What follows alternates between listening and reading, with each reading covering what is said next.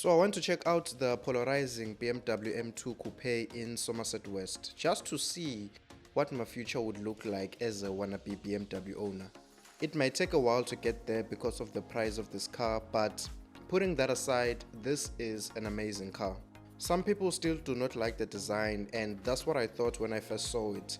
But now I think it looks good. What's up everyone, my name is Hubert and let me tell you about the BMW G87 M2.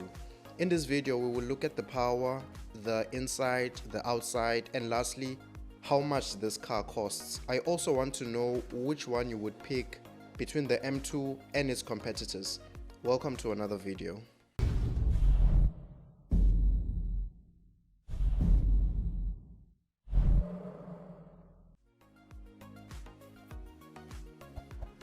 BMW have been and are known for their polarizing designs, especially as of late.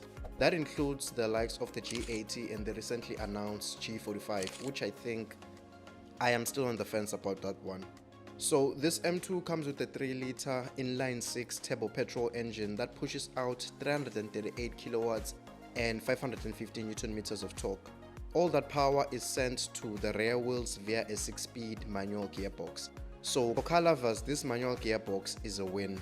This means the M2 can go from 0 to 100 in just about 4.3 seconds.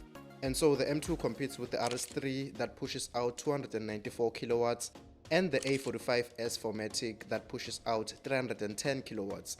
Even though the M2 is still way more powerful than both of those cars, the RS3 and the A45 are all-wheel drive and the M2 is not.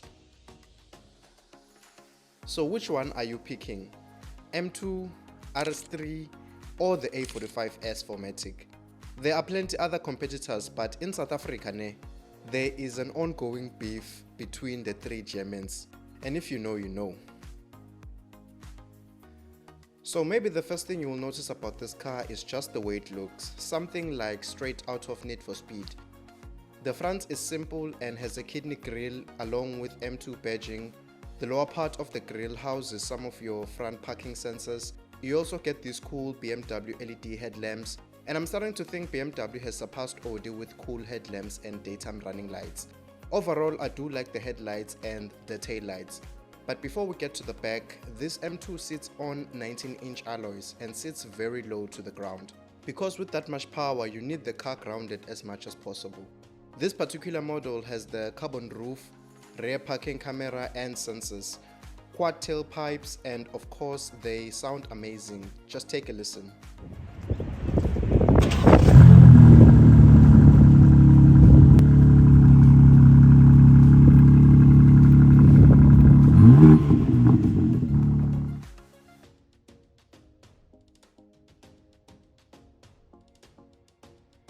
The exterior is just simple, to be honest, but makes a statement at the same time.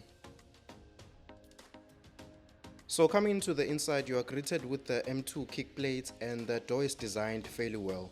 So with this being the coupe, you get rear seats, but really nothing will fit at the back unless it's a baby. The space is not as big. Most of the cool stuff are in the front. So the front passengers get these option bucket seats. They can be electrically controlled. Sitting on them, I don't know man, they were comfortable, yes, but I couldn't imagine sitting on them for a long time.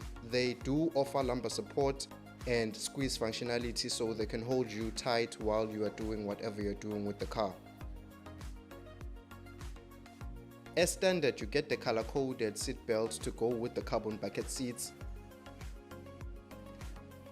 For infotainment, you have the curved screen from the driver to the middle. This supports Android Auto and Apple CarPlay. The infotainment was fairly snappy and you can select and change your driving modes on it as well. That includes setting the suspension, steering wheel, drive, and all of that. Something fun to play with is the M1 and M2 buttons, which can be set to certain drive modes, so that you don't have to always click the modes button by the stick shift in order to change modes. So further down you have the stick shift, the climate controls and the armrest, which has storage as well. Cup holders are included, as well as the old USB-A inlet for your phone. The inside does feel nice and you feel like you were in a show.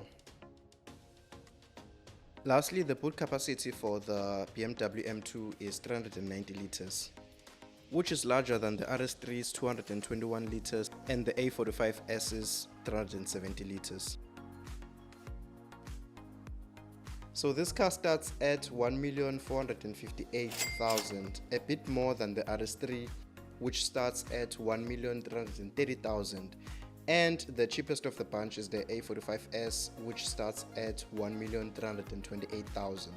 So financing this car on Prime for 72 months will set you back 28,500 without any balloon or deposit. You would need about 1,200 to refill each time, and the insurance won't be any kinder. I was quoted 6,000 for the insurance, so depending on your profile, it can be more or less.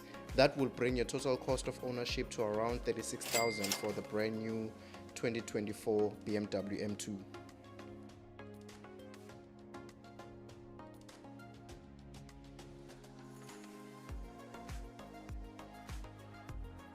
I must say though, it's a nice car to be fair, and don't quote me in this, but this car might hold its value pretty well. So that has been it. Thank you for watching. Make sure you leave a like and a comment if you haven't. Feel free to subscribe. It costs no money, guys. And I appreciate all the support. Until next one, love and peace.